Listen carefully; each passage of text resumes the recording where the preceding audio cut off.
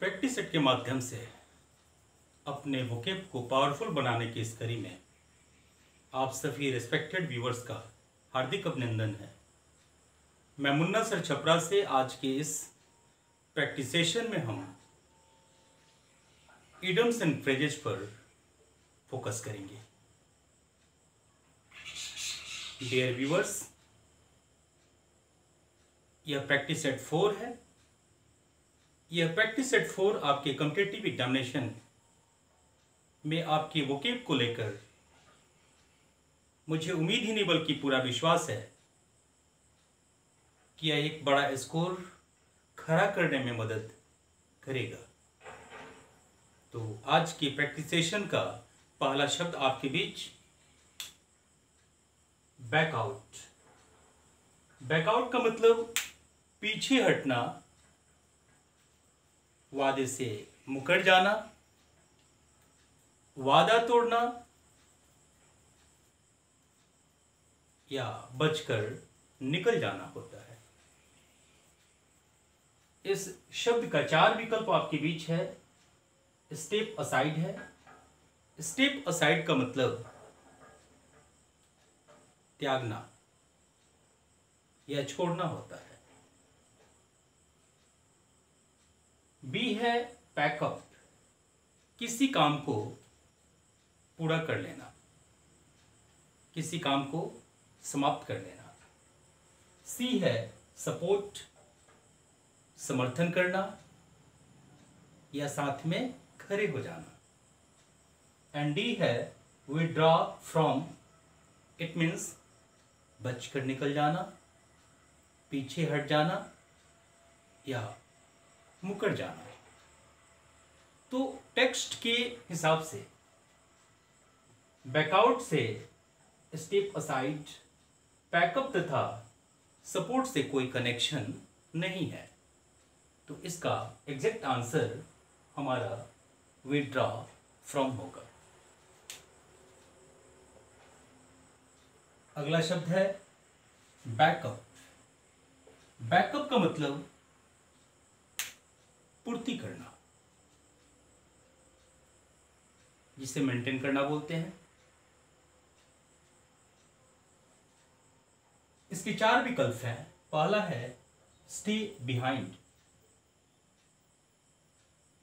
पीछे हटना या पीछे खड़ा होना।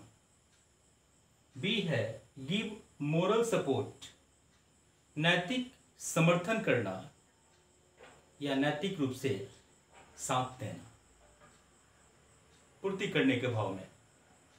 सी है बैक बेंचर, वह सांसद जिसका अपना कोई आधिकारिक पद न हो, उसे बैक बेंचर कहते हैं। एंड डी है पुल बैक फ्रॉम, पीछे से खींचना।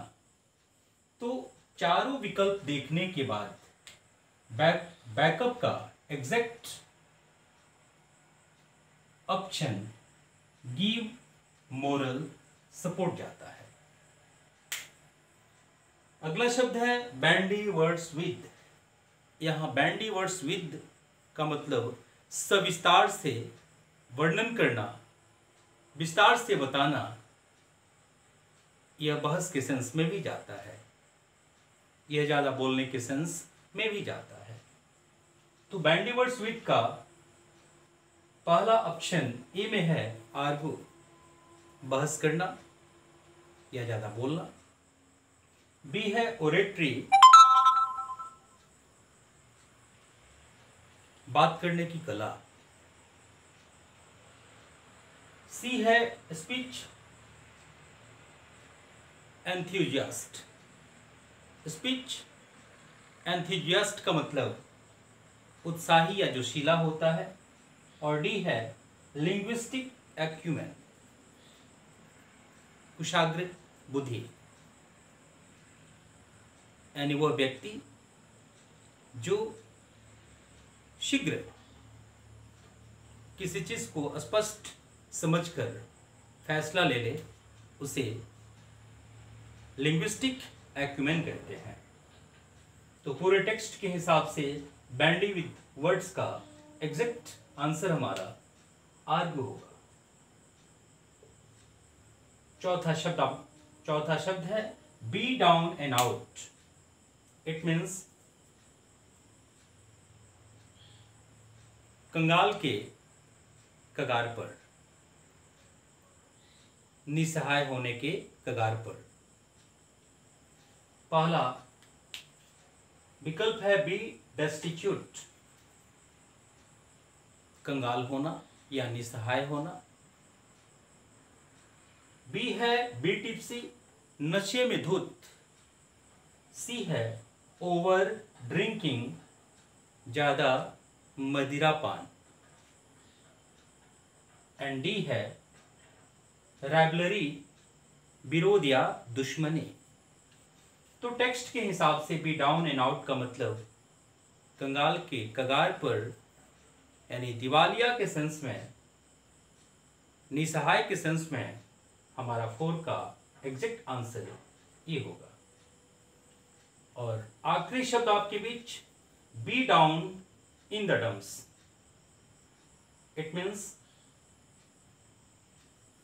दयनीय स्थिति होना। यहां पर ए ऑप्शन है टू फॉल डाउन, ढहना या गिरना होता है। बी है टू फॉल फ्रॉम ग्रेस, सम्मान या प्रतिष्ठा खोना। सी है ever ready to take on, सदा लेने के लिए तैयार रहना। एंड डी है अपीयर मिजरेबल, दयनीय दिखना। तो टेक्स्ट के हिसाब से B down in the dumps का एग्जैक्ट आंसर हमारा अपीयर मिजरेबल होगा। डियर व्यूअर्स, मुझे उम्मीद ही नहीं बल्कि पूरा विश्वास है कि आज की यह कंटेंट आपको पसंद आएगी। ऐसे ही इंटरेस्टिंग कंटेंट के साथ मिलते हैं अगले वीडियो में। तब तक के लिए विदा चाहता हूं। नमस्कार।